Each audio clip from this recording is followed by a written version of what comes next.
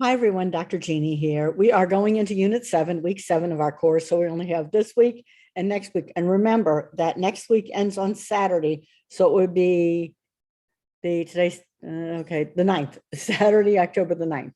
So all of your work has to be turned in by then because I have to turn it around very quickly, graded to post your grades. So you guys are doing great. Let's finish strong. So let's talk about this week. This week, we're going to talk about change, transformation, renewal, and change management. And as we've discussed all the way through the course, there has probably never been a more significant time in organizational history where we have looked at organizations having to transform and change themselves, having to change their business model, having to change the way they do business, having to develop and employ new technology, even as far as the education system, public school systems and private school systems, where with the pandemic, they had to start instructing online. So it has changed the way the world has revolved. So what we're going to talk about this week, we're going to talk about the fundamental nature of change, systemic forces that are constantly either locking organizations into the status quo or driving their transformation. And what happens with the status quo? When you stand still, you die. Like the old adage says, a rolling stone gathers no moss. So if you are a stone that's sitting still, you're full of moss and not going to thrive and grow. We're going to look at new and powerful perspectives for intervention using images of spirals, loops, and contradictions to help organizations shift from one pattern of operation to another, and talk about the opportunities and challenges that strategic renewal presents to organizations. All right. So that's our objectives this week. So let's talk about the resources and readings. Really good resources and readings. This video was very interesting. The one on the transformational triangle, really interesting information there. So make sure you watch that video and listen to what he has to say, because he's got some really great info there on organizations that grow and thrive or wither and die. All right, discussion posts. So you're going to talk about, describe and discuss an organizational change that worked and did not work. So we're going to have two pieces there: a change that worked, change that did not work. I'll give you an example of two. Change that worked, the hospital I formerly worked for acquired a standalone diagnostic center, medical imaging center. It was called MD Imaging, and it was owned by a couple of doctors. And it had really great customer service. One of my friends actually left Slidell Memorial and went to work there. She loved it. Well, the doctors got tired of being business people and decided to let the hospital acquire their model. So we had two different cultures here. We had the hospital culture that had been in place since 1959. Then we had this new vibrant culture of MD Imaging that was a new organization with a hands-on approach. So what did we do? We hired a culture consultant to merge the two groups together. And it worked very, very, very well. A change that did not work. We tried to roll out a program called Target Zero. And I will admit, I was very skeptical about it. And they hired a consultant to come in, and she was a bit flighty. And sitting in the meetings, I'm like, you don't have much credibility. And you're telling us these things, and you're being paid $10,000. And I have an issue with that. Well, they couldn't get it launched and off the ground because nobody was really bought into it, because it wasn't well formatted. So the change did not go well. Another example of a change did not work. We tried to implement an electronic medical record in the emergency room in the mid 2000s. And okay, I'm going to share with you. My marker of time is Katrina.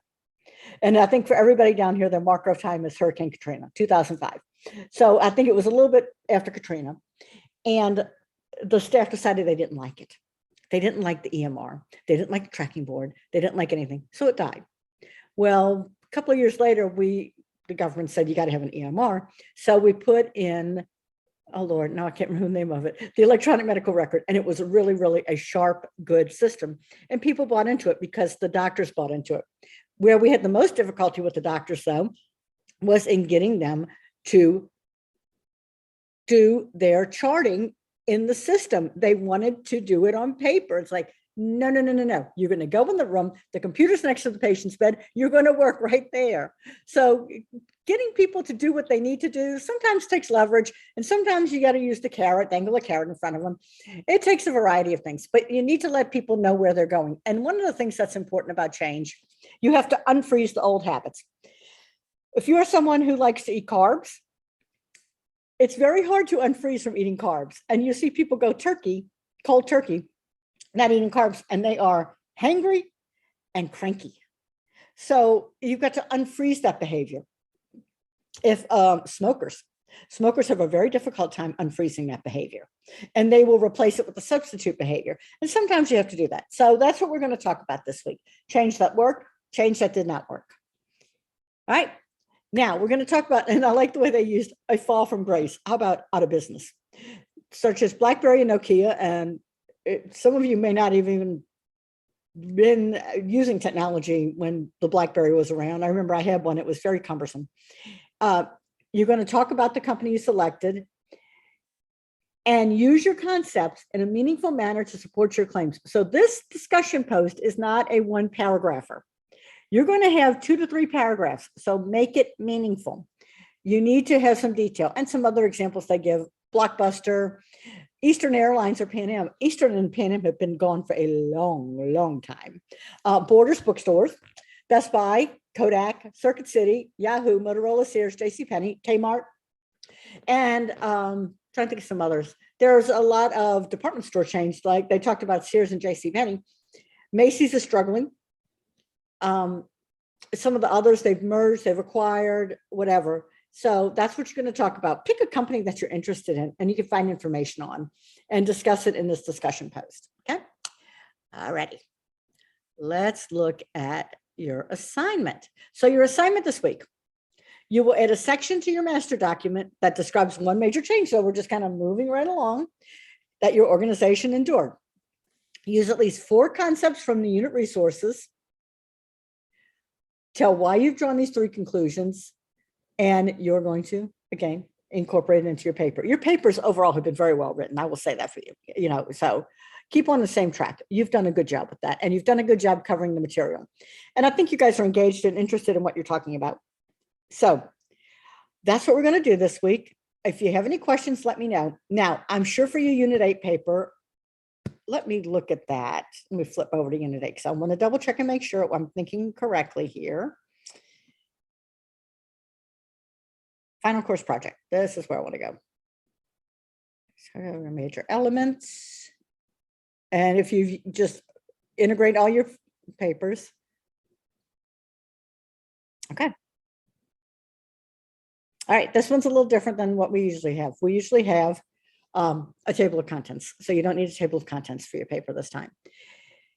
You are going to use, so start thinking about this, at least 2 metaphors that best envelops this organization.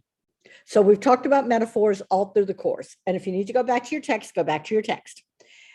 Make sure you include that. You're going to consolidate your paper next week and submit it by 11:59 Eastern time on Saturday. So there we have it. If you have any questions, let me know. And with that, I am going to sign off now. You guys take care. Bye.